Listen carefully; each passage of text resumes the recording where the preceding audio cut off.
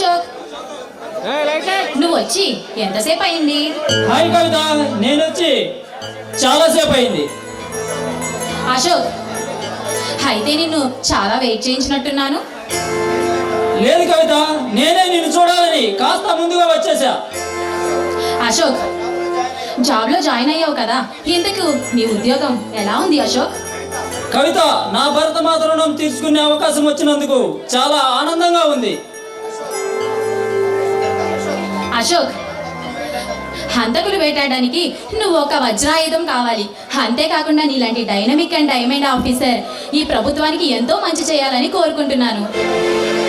తప్పకుండా కవిత, నా తల్లిదండ్రులపై నాపై పెంచుకున్న నమ్మకాన్ని ఒమ్ము చేయకుండా సమరములోకి దిగిన సైనికుడిలా, దేశం కోసం పోరాడే వీరుడిలా నా ప్రాణాలను ప్రాణంగా పెట్టి రాక్షసుల బారి నుండి నా రాష్ట్రాన్ని నేను కాపాడుకుంటాను.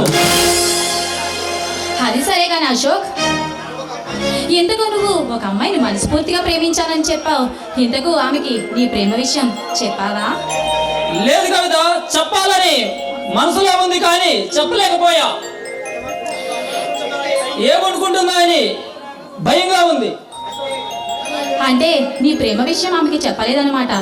నీలాంటి మంచి వ్యక్తిని ఏ అమ్మాయి వద్దనుకుంటుంది కనుక వెంటనే వెళ్ళి ఆమెకి నీ ప్రేమ విషయం చెప్పేసే. అంతేనంటావా కవిత? అశోక్, ఆలస్యం చేయకుండా వెంటనే వెళ్ళి చెప్పు, లేదంటే ఆమె ఇంకెవరినైనా. కవిత, నేను మనస్ఫూర్తిగా ప్రేమిస్తుంది, మనవడాలనుకుంటుంది నిన్నే. I love you. అశోక్,